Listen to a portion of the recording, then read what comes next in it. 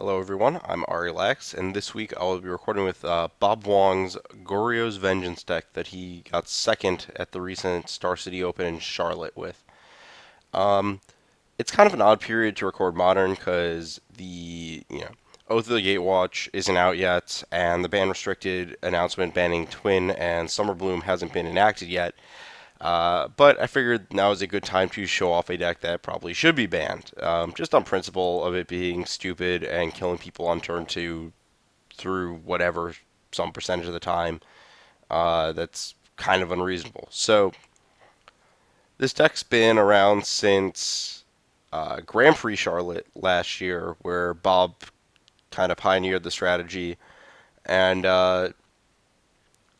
it's quite absurd in terms of what it does. So the general kill condition, for those who aren't familiar, you end up putting a Grishoalbrand into play via Goryo's Vengeance or through the Breach.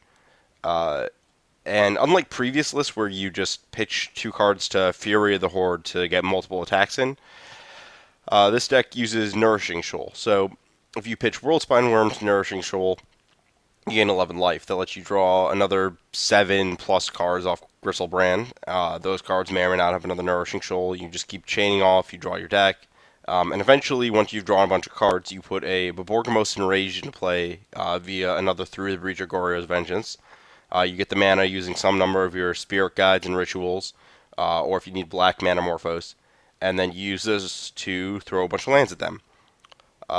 So the interesting part of the deck is that you're not necessarily all in on this plan. Um, you can just Through the Breach of Worlds by Norm and kill them. You can just, hit them with the Baborgamos twice off of like Through the Breach, Goryo's Vengeance. There's a lot of like very resilient ways you have to do this kind of stuff.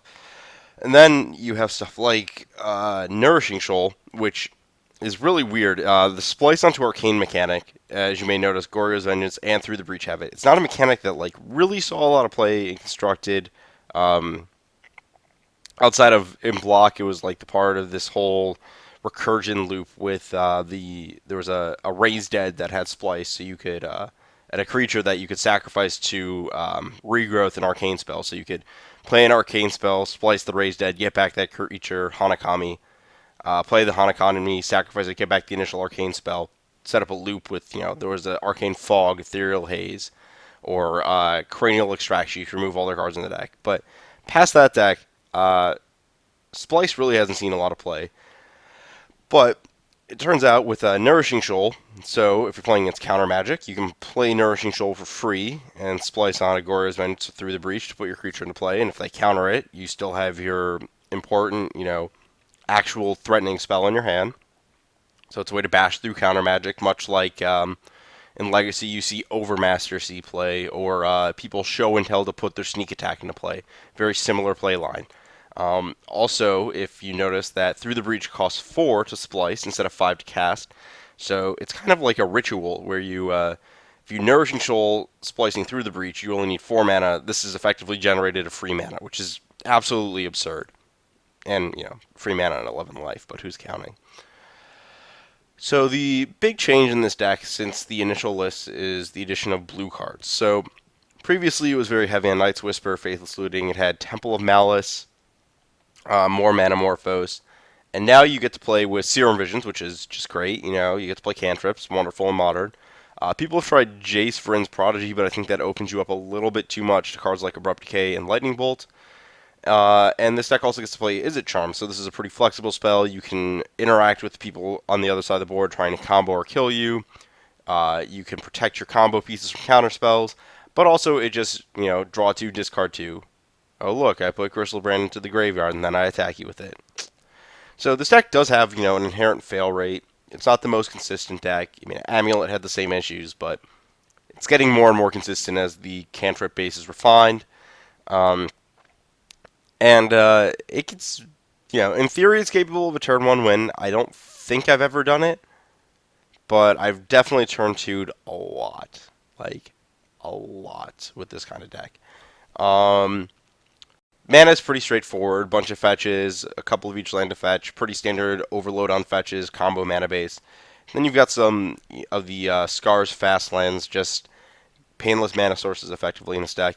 You don't want to overload because you do actually get to the point where you want to like play your 5th land and through the breach. But 3 of these, it's pretty easy to slide them in underneath the restriction. The sideboard, as typical with really fast combo decks, it's a lot of not specific hate cards, just small effects. Pact Negation for the matchups where you have to fight over combo. You can also Pact Negation. The thing I didn't mention is that because of how Goryo's Vengeance is an instant, Nourishing Shoal is an instant, Through the Breach is an instant. You don't actually have to kill anyone at any given point. You can go off at instant speed. So with Grishoalbrand, if your opponent taps out on your end step, you can just kind of flash it in, draw your deck, and then Borgamos and kill them. Sorry, Borgamos and Rage. An important distinction, especially with Pithing Needle. So one of the tricks with Pact Negation, besides using as a protection spell, is if you are playing a combo mirror and you have them dead on your next turn, but they're going off and you have to stop them from killing you, you can Pact, and then in response to the Pact trigger, go off and kill them and draw your deck and throw all your lands at them. Inquisition's, again, more disruption. That also is great in combo mirrors. Rending Volley is a card that's probably not going to see the sideboard for much longer as Twin gets removed from the format. Pyroclasm, clear out the fast creature decks. The Wild and the Coddle decks are a little too slow. The more important thing is making sure that burn doesn't hit you too much with Goblin Guide or clearing cheap infect creatures or affinity boards early. Sudden Shock, a bit of a weird one. It's a card that hasn't seen a lot of play for a while. When it was first printed, it saw a lot of play because the creatures that were great were like Wild Mongrel and Psychotog that you could kill with this. But creatures have gotten bigger, but it's kind of come around for this card where you can just kill any infect creature through a Spellskite, it's dead. Because your opponent can't activate Spellskite in response, they can't play any pump spells in response, their creature just dies. There's also a few other things that this card handles pretty well. Just kind of a catch-all answer to a few obnoxious things. The upgrade to Painful Truce as your sideboard, card efficiency card is pretty huge in the grindy matchups. This card's like a pretty big add from the latest set, and one of the reasons you want to branch out to blue because you actually can, make the mana to cast it. Boseju's great against counter spells.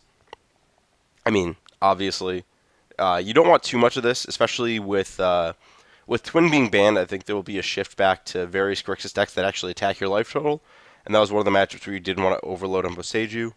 And then Shatterstorm because Affinity is one of the few decks that can race you, and you just want to blow up their stuff. So, the deck's very powerful. It's going to be a fail rate, and I'm probably going to just not include any matches I play against Twin because it's not a deck. But I'm excited to just full-on busted people despite anything the ban list has to say about it.